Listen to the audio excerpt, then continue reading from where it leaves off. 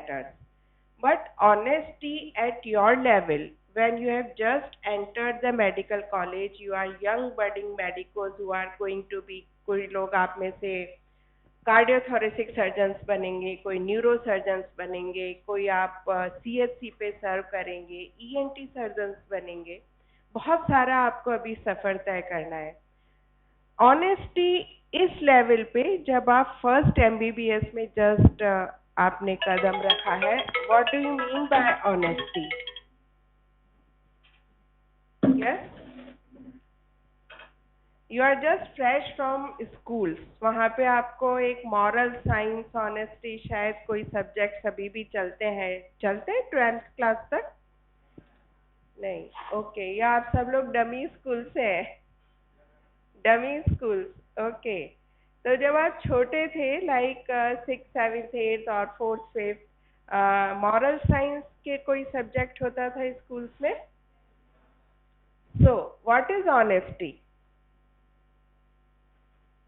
मैं अभी किसी मेडिकल प्रोफेशन की बात नहीं कर रही, it is just at your level. अभी आप अपने आप को ऑनेस्टली कैसे प्रूव कर सकते हैं? प्रॉक्सी नहीं लगाएंगे हम, हमारी अटेंडेंस हम टाइम से देंगे. B punctual. पंक्चुअलिटी अगर एक बार आप इस करेक्टर को ग्रैब कर लेंगे ना, I tell you punctuality always pays. क्या होता है, 9 बजे की क्लास है, ठीक है चलेंगे, अभी तो टीचर्स भी लेट आएंगे, पहले अटेंडेंस होगी फिर ये होगा, एंड दिमाग में जो साइकिल चलता है, नहीं चलेंगे चलेंगे चलेंगे, वो आप 9:30 तक क्लास में पहुंचेंगे. And it becomes your habit, it becomes your attitude and it reflects in your behaviour. So punctuality is a form of honesty कि आप पंक्चुअली क्लास में आए, लॉग बुक्स अपनी टाइम से कंप्लीट करें. आपको बताया जाएगा अभी कि क्या लॉग बुक्स है. Anything else? और कुछ आता है ऑनेस्टी में? यस, टाइमली हमारा काम. Yes yes, truthness of being. क्या बात है Akhil, really very good. What's your name? Khushi Prajapat. Excellent Khushi. So truthness of being, yes, आप क्या हैं? आप अपने प्रति तो थोड़े से वफादार रहें, अपने प्रति तो थोड़े से सच्चे रहें. अगर हम हमारे प्रति, एक चीज होती है रिफ्लेक्शन, लाइक आपका पूरा दिन निकल गया, आप कॉलेज में आए, आप घर पे रहे, आप कहीं गए, किसी फंक्शन में गए, जब आप सोने जा रहे हैं, at bed time just spare 5 minutes and reflect on the whole day कि आज मैंने क्या किया. What was fruitful?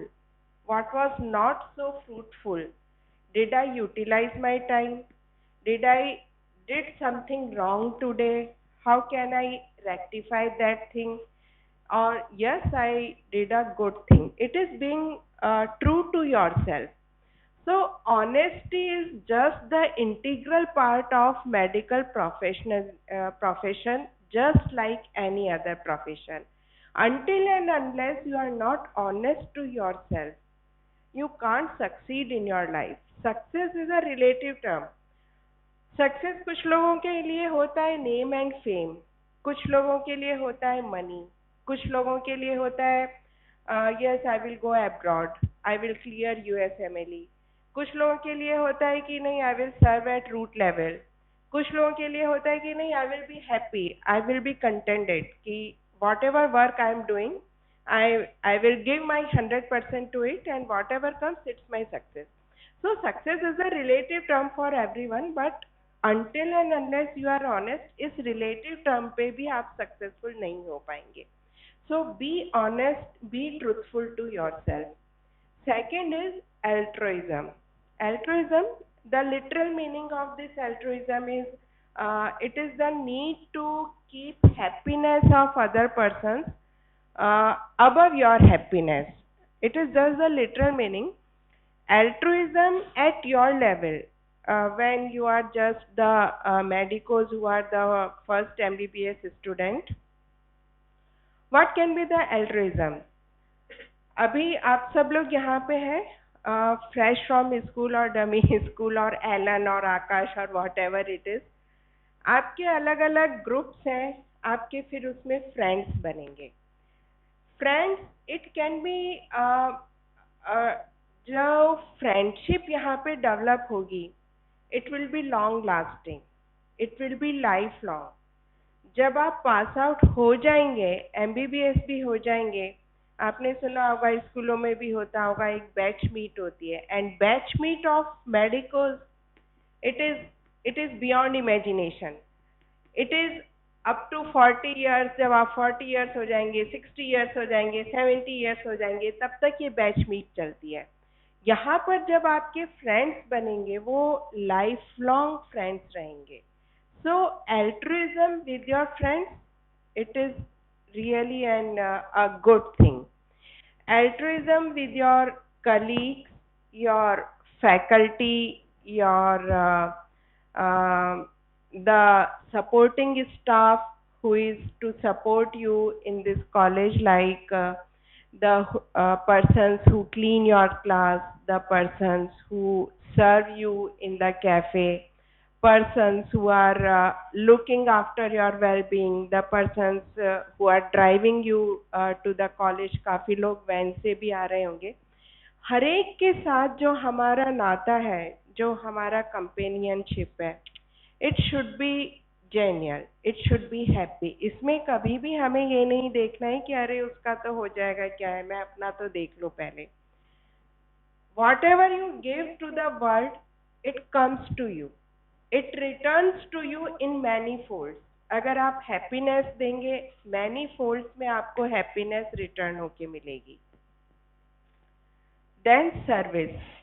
We all know about the service. Medical profession, it is another synonym for the service. Medical profession mein it is always the service. Service to the humankind, service to your um, patients, service to your fellow or the OT staff or the ward staff or the ICU staff or anything।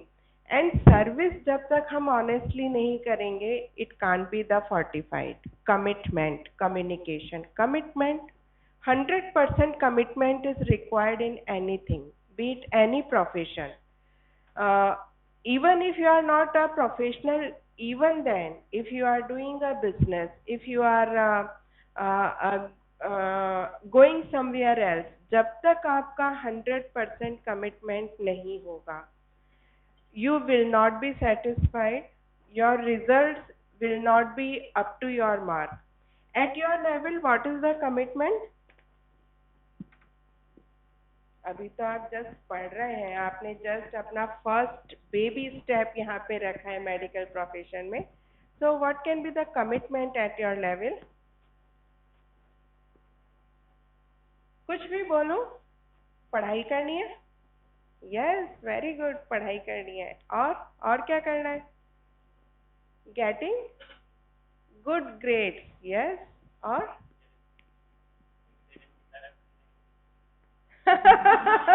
बिल्कुल, ये realistic बंदा है। 75% attendance, और 76 नहीं लानी। हम कोशिश करेंगे 75 की, तो 76 भी हो जाएगी, 80 भी हो जाएगी। Look, 75% is the funda from NMC, but it will be good if you attend most of the classes. Yes, it is your commitment, 75% attendance होनी चाहिए, और 80%, ये हमारा गोल है। ओके, और क्या कमिटमेंट है?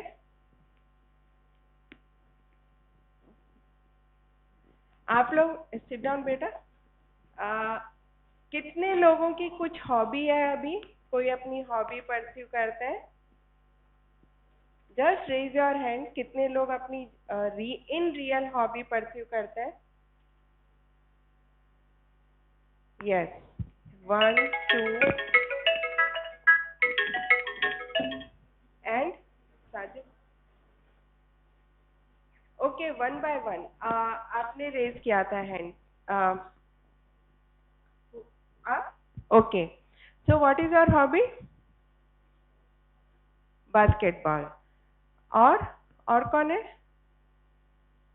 यस, वॉलीबॉल और volleyball. So we have good players in this batch. Yes, lawn tennis, very good. Or yes, last karate. Wow, great. ठीक है. Any hobby? Yes, calligraphy. Yes, good. Painting, very good. Which painting? Anything? Landscaping. Yes. Guitar, very good. Football and guitar. So look, we have diverse hobbies are मतलब काफी सारी hobby हमारी है। अब honestly बताओ कि इस हॉबी को परस्यू करने के लिए डू यू हैव टाइम, या हम टाइम निकालेंगे? It's not the question of do you have time, rather हमें टाइम निकालना है। It is our commitment to pursue our hobby. हम पढ़ रहे हैं, it is a good thing. Studies की तरफ तो हमारा कमिटमेंट हमेशा से ही रहा है। That is why you are here cracking one of the toughest examination, that is NEET with Allen and Aakash. उनको झेलने के बाद आप यहाँ पर हैं। तो स्टडीज के लिए तो आप कमिटेड हैं, बट हॉबी के लिए भी अपना कमिटमेंट होना चाहिए। Whatever sports you are playing, volleyball, lawn tennis और कितनी सारी चीजें हैं, हॉबी अगर हम परस्यू करेंगे आपका डेवलपमेंट सही रहेगा, आप स्ट्रेस लेवल से बचेंगे। In medical profession stress is one of the मतलब stress is something which gives us the stress कि अरे ये बच्चा स्ट्रेस में, अरे ये बच्चा स्ट्रेस में। तो ये वो चीज है जो आपको स्ट्रेस से भी बचाएगा। तो you should be committed to your hobbies as well as to your studies. Then communication. Communication का आजकल बड़ा बोलबाला है, जमाना ही कम्युनिकेशन का है। वो कहते हैं ना, जिसको बोलने की कला आ गई उसका तो जीवन सुधर गया। वो सब कुछ, ये बड़े बड़े नेता क्या करते हैं, बोलते हैं, अपना जीवन सुधारते हैं, isn't it? But communication in medical profession, it has, Sajid बैठ जाना, it is some specific things. Communication in medical profession is you are communicating to the patient, you are communicating to the attendants, you are communicating to your staff, you are communicating to your fellow, and these communications ये अलग अलग level पे अलग अलग है। Communication to the patient, जब भी हम पेशेंट से कम्युनिकेट कर रहे हैं, always be honest to the disease. उसको कुछ आपको घुमा फिरा के नहीं बोलना है, बट नेवर बी ब्लंट।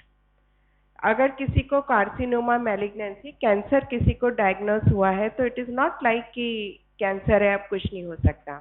आपकी आगे भी क्लासेस होंगी कि कैसे कम्युनिकेट किया जाए, but always be humble while you are communicating, be graceful while you are communicating। Humble का मतलब ये नहीं है कि एकदम आप ऐसे हो जाओ कि नहीं ते you are something and I am serving you। Yes, you are serving the patient, but there is a thin line, क्योंकि पेशेंट को अपनी बीमारी के बारे में ज़्यादा नहीं पता। वो बिल्कुल आपके ऊपर डिपेंडेंट है कि मुझे क्या प्रॉब्लम है, उसका ट्रीटमेंट क्या है। तो always be graceful, never be blunt, be specific and be up to the mark when you are communicating to the patient.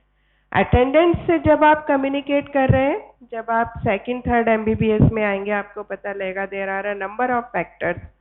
Attendants are also stressed out with the disease of their dear ones। उनके साथ जब आप communicate कर रहे हैं, you should have some empathy। उस patient के attendant की जगह खुद को रख के देखो कि अगर आपका कोई नियर एंड डियर होता, यहाँ पर होता, तो आप कैसा फील करते। वो अटेंडेंट अभी उसी फेज से निकल रहा है। So never be aggressive when you are communicating to the attendant, but be specific and up to the point. जब आप अपने कलीग से बात कर रहे हैं, किसी चीज़ को डिस्कस कर रहे हैं, किसी पेशेंट का treatment, investigation, anything when you are discussing, always be open. कोई भी ऐसी चीज़ की नहीं इसको बताने से क्या है, ये तो मैं ही देख लूँगा। जब तक आप पूरी हिस्ट्री, पूरा चीज़ें अपने कलीग के साथ शेयर नहीं करेंगे, discussion can't be the fruitful. ठीक है। और जब आप अपने स्टाफ से बात कर रहे हैं तो उनको हर चीज़ आपको बतानी है। लाइक सपोज आपने एक पेशेंट है जिसको आईवी, आपको सेफ्ट्राइक्सोन, एक ड्रग होती है सेफ्ट्राइक्सोन, जो आपको इंट्रावीनस देनी है। आपने वार्ड में गए, नर्सिंग स्टाफ को बोला कि सिस्टर गिव सेफ्ट्राइक्सोन, कितना देना है, क्या रूट है, कितनी बार देना है, उसका अपने को सेंसिटिविटी टेस्ट करना है या नहीं करना है, ये सारी चीज़ें आपको उस टाइम, सारी चीज़ें आपको बतानी है। तो जब आप स्टाफ से बात करते हैं, हर चीज़ कभी अज्यूम करके मत चलना कि नहीं नहीं ये सिस्टर तो इतने सालों से यहाँ पे, इतना तो पता ही है कि सेफ्ट्राइक्सोन रूटीन में कैसे दे रहा है। Then commitment to excellence, accountability, and lifelong learning. Excellence, yes, we are always committed to excellence, be it sports or the studies or hobbies or anything. Again, I am stressing the point कि अपनी hobby develop करो और hobby को passionately pursue करो। कभी मत सोचना कि अगर मैं गिटार बजा रही हूँ या मैं बास्केटबॉल खेल रही हूँ या मैं कुछ कर रही हूँ तो मेरा टाइम जा रहा है। नहीं, this is your stress relieving factor. It is, जब भी आप कोई हॉबी परस्यू करते हैं, गेम्स खेलते हैं, it gives you some discipline, it gives you some self satisfaction, and this is reflected in your behaviour and attitude. Then accountability and life long learning. Accountability, अपने जो भी काम हम कर रहे हैं, be accountable. It is not like that कि मैंने तो सिस्टर को बोला था कि इंजेक्शन दे दे, उसने नहीं दिया तो मैं क्या करूं। You are accountable to the patient, isn't it? तो whenever you are dealing with the patient, always make sure कि आपने जो इंस्ट्रक्शन दिए हैं वो फॉलो हो रहे हैं या नहीं हो रहे हैं। अपन हाथ नहीं झाड़ सकते कि मैंने तो उसको बोल दिया था कि आईसीयू शिफ्ट करा देना, फिर वो वार्ड बॉय नहीं आया या स्ट्रेचर नहीं आई, ट्रॉली नहीं आई, या मैं क्या करूं। अगर नहीं आई तो you should arrange, you should be there. Doctor, अगर एक मेडिकल ऑफिसर कहीं पे खड़ा होता है, एक डॉक्टर कहीं पे खड़ा होता है, तो सारी चीजें अपने आप अरेंज होती है। We have this thing in our profession, life long learner. ये बड़ा इम्पॉर्टेंट चीज़ है। कोई इंजीनियर बनता है तो वो 3 साल 4 साल पढ़ता है, उसके बाद I hardly see any engineer to study something और अपने आप को अपडेट कर रहा है या क्या कर रहा है। किसी भी प्रोफेशन में life long learning is so not so important. But medical profession, ये वो प्रोफेशन है कि आप आज यहाँ पे एंटर हुए हो, आज आप पढ़ाई करोगे और जब आप 80 साल के हो जाओगे, 85 ईयर्स के हो जाओगे, तब भी आपको कुछ ना कुछ पढ़ना पड़ेगा, because it is evolving science. what you are studying today, it may be outdated after 10 years, 15 years. when अगर आप एमडी कर रहे हैं, एमएस कर रहे हैं, जो प्रोसीजर्स आप एक बार सीखते हैं वो इवॉल्व हो जाते हैं 10 इयर्स में। नई नई टेक्नोलॉजी आ जाती है, नए नए इंस्ट्रूमेंट आ जाते हैं, नई नई टेक्निक्स आ जाती हैं। सो अप टू डेट हमें हमेशा रखना है। It is for the benefit of patient, और अगर पेशेंट को बेनिफिट मिलेगा, आपको भी बेनिफिट मिलेगा। ठीक है। तो it is not like that कि ठीक है अब 4 साल हो गए, अब हमारा नीट पीजी क्लियर हो गया, या आप लोगों का तो नेक्स्ट होगा कि हमारा नेक्स्ट हो गया, ठीक है एमडी हो गया, एमएस हो गया, अब कुछ नहीं।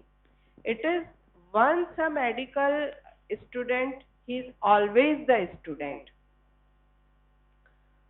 मेडिकल एथिक्स, एथिक्स के बारे में सब जानते हैं हम, है ना। जैसे मैंने बोला, मॉरल साइंस काफी घोट घोट के पिलाई जाती है आजकल स्कूल्स में, तो एथिक्स के बारे में हम सब लोग जानते हैं। It is something just what is medical ethics. It is based on philosophical ethics, It isn't any special ethics, but rather ethics of special cases. हम देखेंगे क्या है वो. Medical ethics does not concern only doctors, but it is related to patient and society. Look, whatever the thing a doctor is doing, it is the who are the stakeholders, the patient and the society at the large. So हमारे actions का effect patient पे भी पड़ रहा है, society पे भी पड़ रहा है. So we should be ethical in our behavior, in our attitude, in our actions. The central question of medical ethics is doctor patient relationship. अगर हम एथिकल हैं तो हमारा आपस में डॉक्टर और पेशेंट का रिलेशन कैसे रहता है. It is also boosted to some extent. Medical ethics में नंबर 1 इज कॉन्फिडेंशियलिटी. बहुत इंपॉर्टेंट है मेडिकल प्रोफेशन में कि हम किसी भी पेशेंट की चीज़ें किसी को डिस्क्लोज नहीं करें. पेशेंट आपके पास पूरी ट्रस्ट लेके आता है. वो नहीं चाहता कि मेरी डिजीज के बारे में किसी और को पता लगे, until and unless it is contagious disease जो हमें सोसाइटी को बचाने के लिए बतानी है, या आगे देखेंगे कि किसमें. But everything about the patient should be confidential. It should not be disclosed anywhere and everywhere. Breaching patient confidentiality may be there when ordered by court of law. अगर कोई मेडिकल केस है, मेडिको लीगल केस है जिसमें आपको जाए, तो obviously आप patient के बारे में बताएंगे. Where statutory requirement like public health laws. Suppose कोई पेशेंट हेपेटाइटिस बी पॉजिटिव है and he is working at some public place like in hotel or in restaurant or anything where society at a large is at risk of contacting that hepatitis B from the patient. In that case, you may disclose the disease after taking consent from the patient कि this patient is suffering from hepatitis B, so that we can protect the society at large. But उसके पहले patient के साथ आपका communication होना चाहिए कि look, you are suffering from this disease, it is okay, it is not a big deal. हो जाती है बीमारी, ठीक भी हो जाती है, you will be okay, you will be all right. But till then, because of you, society और the persons who are coming to you who are at risk. अगर पेशेंट समझदार है वो समझेगा, he will disclose his disease. अगर वो समझदार नहीं है तो you can contact the higher authorities कि he is suffering from this disease. when required in health professionals defense like in malpractice suit, all the patients, they are not equal in their mental makeup. Some of the patients may harass you for something or other. In that case, you should disclose in the course what was the real thing, what was the disease, how you treated it. When necessary for appropriate patient care, speaking to another provider in the medical care system. Suppose कोई patient आपके पास आए, you want to discuss the treatment, investigation or anything about the disease. So you should tell the higher authorities, like if you are MBBS, you are discussing with some MD/MS, then tell them the whole thing about the disease. But in that case, don't disclose the name of the patient. Some confidentiality about the patient, it should always be maintained. It is Hippocratic oath. It is काफ़ी पुरानी oath है. जब से medical profession शुरू हुआ है तब से ये ओथ चली आ रही है. हम लोगों के टाइम जब MBBS हो जाता था तो हम ये ओथ लिटरली लेते थे, और ये वाली नहीं थी, इसमें भी काफ़ी अमेंडमेंट हो चुके हैं. It is just the basic Hippocratic oath. whatsoever house I may enter, my visit shall be for the convenience and advantage of the patient, and I will willingly refrain from doing any injury or wrong from falsehood, and in an special manner from acts of an amorphous nature, whatever may be the rank of those who it may be my duty to cure, whether mistress or servant, bond or free. किसी भी caste creed का किसी भी level का patient है, चाहे वो अमीर है, चाहे वो गरीब है, चाहे वो मेरे स्टेट से, दूसरे स्टेट से, दूसरी कंट्री से, दूसरे कंटिनेंट से है, वो आपके लिए पेशेंट है। Irrespective of caste creed place, आपको उस पेशेंट को ट्रीट करना है at any level. The moral duties of doctors, it is duty to help or the cure. It is the first moral duty. Of course, we are becoming doctors just to cure the patient, to prevent the diseases. What is important, cure or the prevention? Prevention, very good. I am so happy. Uh, Prevention is always better than cure. You know, in China there was a proverb कि I exact words मैं अभी भूल रही हूँ, but the thing was, जो उसका essence था वो ये था कि अगर किसी डॉक्टर के घर पे भीड़ कम है तो वो सबसे बढ़िया डॉक्टर है, क्योंकि उसके आसपास के एरिया में वो डिजीज ऑलरेडी प्रिवेंट कर चुका है, तो उसके पास क्योर के लिए पेशेंट नहीं आ रहे। हमारे यहाँ क्या होता है, उल्टा होता है कि अरे उनके यहाँ इतनी भीड़ होती है, अरे अपॉइंटमेंट नहीं मिलता, इतनी लंबी लाइन मिलती है। It is good, doctors are skilful, yes, times are changing, तो जो जितना स्किलफुल होगा भीड़ लगेगी। बट द थिंग इज, अगर आप रूट लेवल पे डिजीज को प्रिवेंट कर दें, आपका एक प्रिवेंटिव एंड सोशल मेडिसिन करके एक सब्जेक्ट है, उसमें आपको बताया जाएगा कि कैसे अपन डिजीजेस को रूट लेवल पे प्रिवेंट कर सकते हैं। The duty to promote and protect the patient's health. Duty to confidentiality हमने अभी देख ही चुके हैं। Duty to protect the patient's life, अगर हम क्योर कर रहे हैं तो हमारे सारे एफर्ट्स, अगर disease is something like malignancy like cancer or anything which is a dreaded disease, जो भी मीन्स हमारे पास फिजिबल है, जहाँ भी हम काम कर रहे हैं, उन सारे मीन्स के साथ हमारा एक ही मोटो होना चाहिए, to protect the patient's life, the duty to respect the patient's autonomy. What is autonomy? Yes,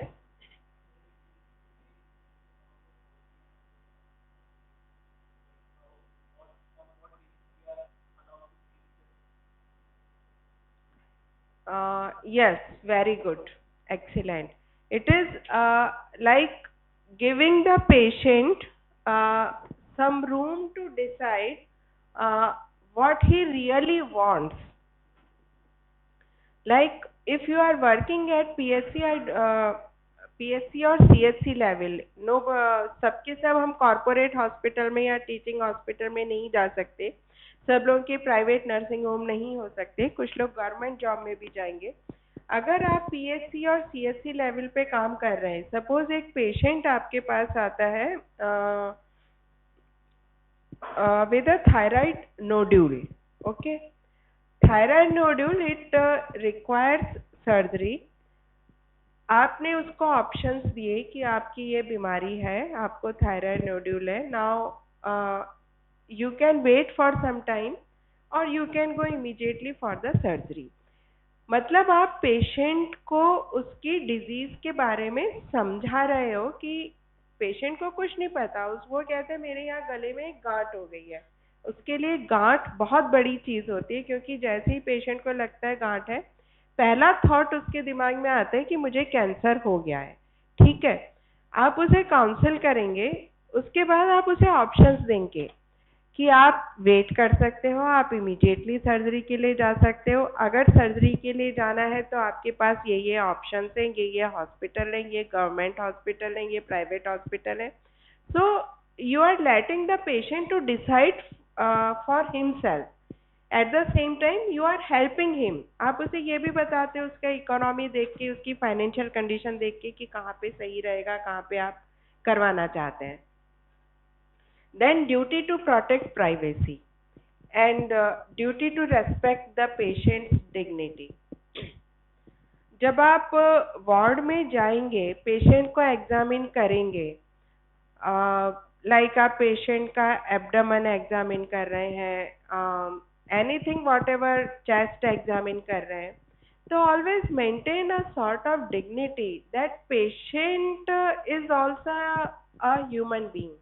क्या होता है, it is just a human nature कि आप 4 या 5 लोग गए किसी पेशेंट को एग्जामिन करने के लिए, आप लोग भी काफी एंथुजियास्टिक होते हैं कि कुछ करने को मिल रहा है, जा रहे हैं वार्ड में, तो ऑल एट अ वंस आप सबके सब उसके ऊपर झूम जाते हैं लिटरली कि अरे ये तू देख, ये मैं देखता हूँ, अच्छा ये ऐसा आ रहा है क्या, अच्छा वैसा आ रहा है, अरे वो एक पेशेंट है, आप उसके सामने जो बातें कर रहे हैं वो सब सुन रहा है कि अच्छा तुझे ऐसे सुनाई दे रहा है, अच्छा मुझे तो नहीं सुनाई दे रहा, तुझे यहाँ पे ये लग रहा है, तो ही कैन मेक आउट कि आप अभी सीख रहे हैं, you are just the student.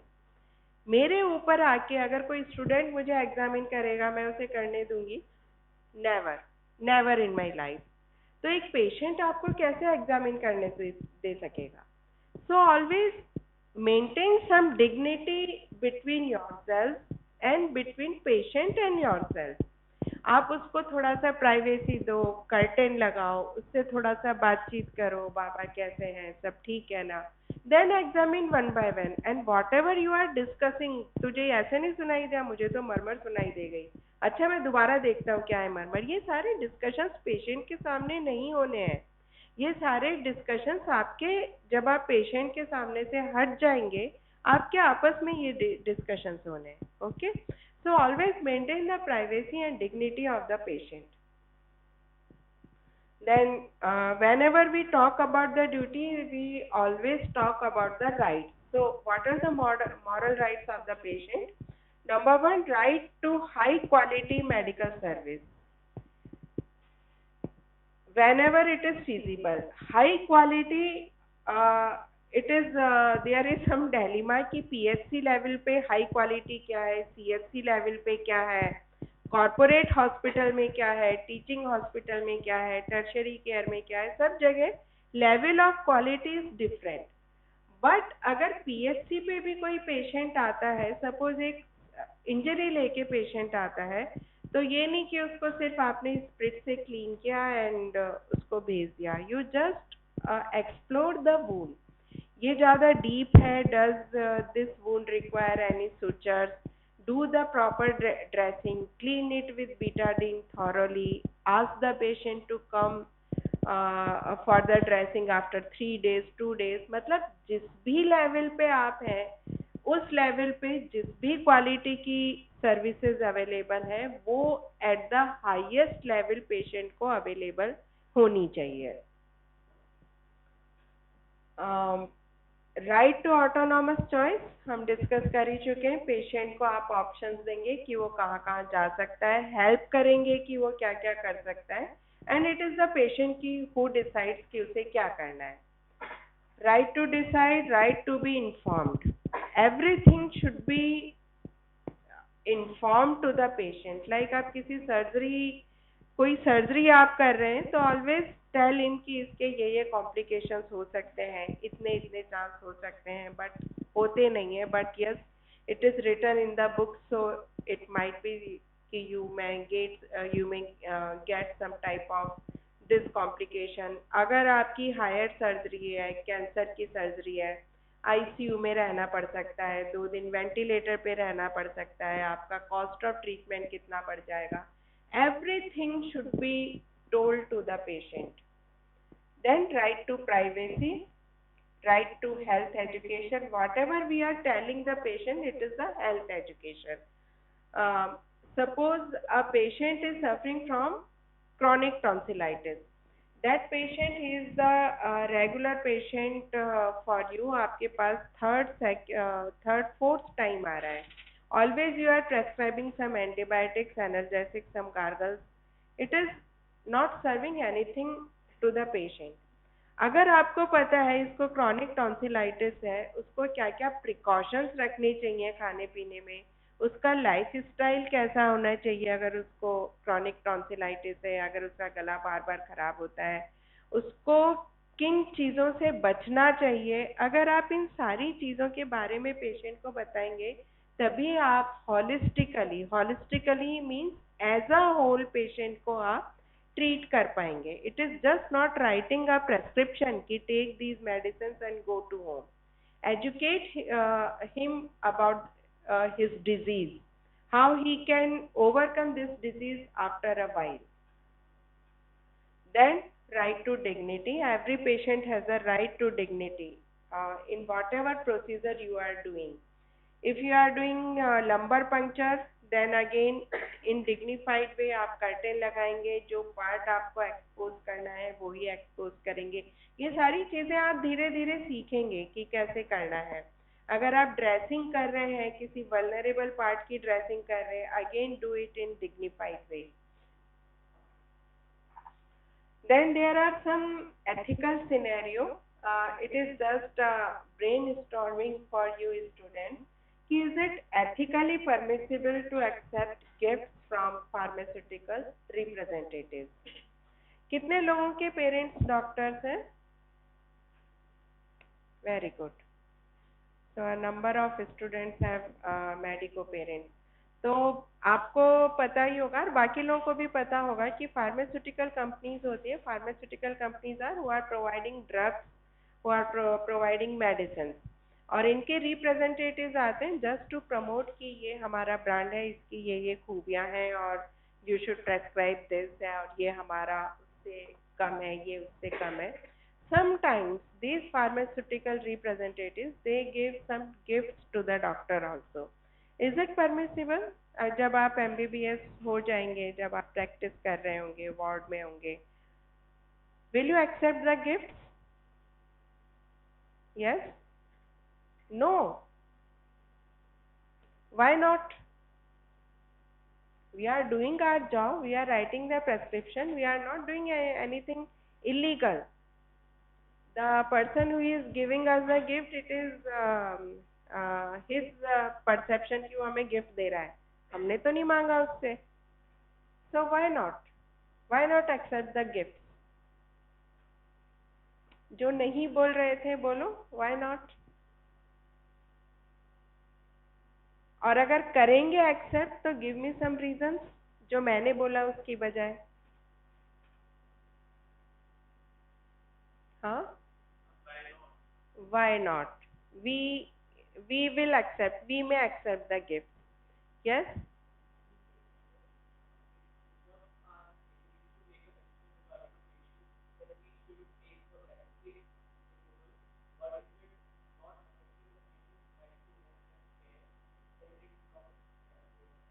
Very good. क्या नाम है? संस्कार. What a apt name. Sanskar is such a Sanskarwan answer. It is really good. Look, what he has said is, I totally agree with him. There is a very thin line कि हम ये legally कर रहे हैं और ये हम illegal कर रहे हैं. बहुत थिन लाइन होती है, और अगर एक बार हम उसको क्रॉस कर जाते हैं तो फिर हम क्रॉस कर जाते हैं. गिफ्ट क्या हो सकते हैं? पेन हो सकता है ना, आपके राइटिंग पैड्स हो सकते हैं, कुछ लाइक प्लास्टिक की कुछ चीजें हो सकती हैं, कई बार कैश मनी होता है, कई बार बड़े बड़े राउंड आपके अराउंड द वर्ल्ड वाले ट्रिप्स होते हैं. तो वी शुड डिसाइड कि अगर हम पेन ले रहे हैं तो it is not affecting our decision making power, कि मुझे क्या पेशेंट के लिए लिखना है. पेशेंट के हित हमारे लिए सबसे पहले है. Whenever you are accepting the gift, अगर आप बहुत महंगे गिफ्ट किसी से एक्सेप्ट करते हैं, अगर आप काफी बड़े बड़े ट्रिप्स किसी के से एक्सेप्ट करते हैं, तो it is really going to affect your decision. So it is up to you to decide कि हमें क्या करना है, कि क्या नहीं करना है. बट ऑलवेज जब भी आप गिफ्ट एक्सेप्ट कर रहे हैं, आपको पेशेंट के हित अपने पहले रखने हैं. Any gift accepted by physician should be primarily entail a benefit to patient and should not be of substantial value. Individual gifts of minimal value are permissible as long as they relate to the physician's work. Now, this is another scenario. A medical error has occurred in the course of caring for a patient. Should the treating physician disclose this information to the patient? Yes. कोई ऐसा भी है जो no बोलना चाहेगा? So we all agree कि अगर कोई एरर हुई है तो पेशेंट को एक्सप्लेन किया जाए. लुक, आजकल जमाना है इन्फॉर्म्ड कंसेंट का. Informed consent means when we are doing a procedure, when we are admitting a patient और डूइंग अ सर्जरी, हम पेशेंट को सारी चीज़ें बताते हैं, इन्फॉर्म करते हैं कि आपका ये प्रॉब्लम है, इस प्रॉब्लम में आगे चल के ये हो सकता है, इसका कोर्स ऑफ डिजीज ये रहेगा, जो हम प्रोसीजर कर रहे हैं उसमें ये कॉम्प्लिकेशन होते हैं. तो अगर आपने इन सारी इंफॉर्मेशन के साथ पेशेंट को एडमिट किया है या कोई प्रोसीजर किया है, पेशेंट विल अंडरस्टैंड इट, क्योंकि उसे पता है कि हाँ ऐसा कुछ होता है और ये मेरे साथ ऐसा हो गया है. तो लाइक पेशेंट को आपके ऊपर ट्रस्ट रहेगा, and trust is very important. जब तक पेशेंट आपको ट्रस्ट नहीं करेगा, आप किसी भी फील्ड में हो, आप बहुत अच्छा काम नहीं कर सकते हैं. पेशेंट की ट्रस्ट हमेशा मेंटेन करनी है. वो आपको ट्रस्ट कर रहा है कि हाँ बताया था डॉक्टर साहब ने कि ऐसा हो सकता है, नाउ व्हाट टू डू. आप उस कॉम्प्लिकेशन को मैनेज कैसे कर सकते हैं, आप उस एरर को मैनेज कैसे कर सकते हैं, that is important. Again tell the patient कि ऐसा हो चुका है बट डोंट वरी, इसके पास इसका इलाज हमारे पास है. We can refer to a higher center or we can treat you here also. So always whatever wrong has been done to the patient, look, हम intentionally कभी wrong नहीं करते. Doctors are also human beings. No beta, this is not the time to come. Time क्या हो रहा है? Please, not today. तो अगर जो भी गड़बड़ हो गई है, पेशेंट को सारी चीजें बतानी है. Patient information. When a patient suffers significant medical complications that may have resulted from a physician's error, the physician is ethically required to inform the patient of all the facts necessary to ensure understanding of what has occurred. Another ethical scenario, I think we should skip this. This also should be skipped. Now DNR. DNR is do not resuscitate. DNR. So DNR it refers. अभी आपने देखा होगा कि कई लोग ये अपनी will में लिख जाते हैं या कहीं भी एक पेपर में लिख जाते हैं कि whenever I am critically ill, मुझे वेंटिलेटर पे नहीं लिया जाए या मुझे आईसीयू में नहीं भेजा जाए. काफ़ी लोग आजकल ये लिखते हैं. This is called DNR, do not resuscitate. अगर मैं क्रिटिकली इल हो रहा हूँ तो डोंट ट्राई एनी एफर्ट्स. अगर आप जानते हैं कि इस लेवल के बाद कुछ भी नहीं हो सकता है तो don't try any efforts to resuscitate me. तो DNR it affects CPR only. What is CPR? It is cardiopulmonary resuscitation. आप सबको आज थोड़ा सा आइडिया है कार्डियोपल्मोनरी रिससिटेशन का. तो DNR it refers exactly to the cardiopulmonary resuscitation. Other therapies should not be influenced by DNR. Other therapies क्या है, जैसे पेशेंट को आपने IV लाइन शुरू की है, आपने राइल्स ट्यूब डाली है, राइल्स ट्यूब फीडिंग शुरू की है, या फिर उसकी गैस्ट्रोस्टोमी कर रखी है उसकी फीडिंग के लिए, या आपने सेंट्रल लाइन डाल रखी है, बट आप बाकी जो उसकी सपोर्टिंग थेरेपी है वो तो आप करोगे ही, आप बस CPR नहीं करोगे. It should be reviewed frequently. Like जब भी पेशेंट अब फुली कॉन्शियस है और वो एक लिख के छोड़ गया है, सपोज 2 साल बाद 3 साल बाद, उस चीज़ को एक बार फिर से रिव्यू करना चाहिए कि इज ही रियली विलिंग कि अभी भी वो DNR चाहता है, या पेशेंट एडमिट हो चुका है, आपको लग रहा है नहीं इस लेवल के बाद we are helpless, we can't do anything, और पेशेंट ने DNR दे रखा है, आपको अटेंडेंट से बात करनी पड़ेगी कि नाउ टेल अस कि अब क्या करना है. Rational should be in the medical record. अगर आप DNR कर रहे हैं, डू नॉट रिससिटेट कर रहे हैं, always mention it in the medical record कि हम we are not resuscitating the patient as per his will and as per instruction by attendant. This is another ethical dilemma, that is persistent vegetative state. What is it? Unconsciousness or the loss of severe self awareness lasting more than weeks.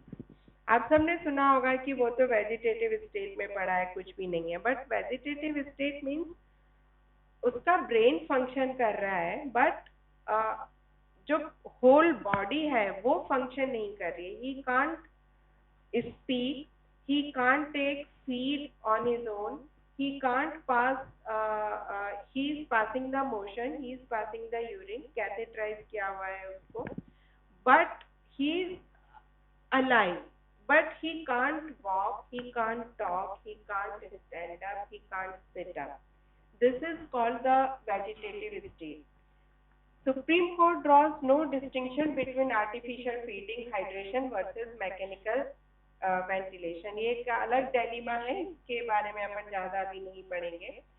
जब भी हमारा persistent vegetative state आता है, there is ethical dilemma कि इस patient का, आपने Schumacher का नाम सुना है? माइकल शूमाकर सुना है? कौन था? F1 फार्मूला रेस का चैंपियन था वो. और जब उसने ये जीती थी, उसके करीब 2 या 3 महीने बाद ही met with a terrible accident and he I don't know अभी वो है या नहीं है, but persistent vegetative state में था, to the extent he used to be one of the richest persons in the world. उसकी सारी प्रॉपर्टी बिक गई, उसका बैंक बैलेंस नील हो गया, because it requires lots of efforts to keep a patient alive in vegetative state. But still court was in dilemma कि what to do. We can't certify that patient कि it is dead, और हम ये भी नहीं कर सकते कि नहीं इसको हम जिंदा भी रखें. I mean it is really an ethical dilemma. जब आप MBBS कर लेंगे या अपने हायर कोर्स परस्यू करेंगे, you will come across so many cases.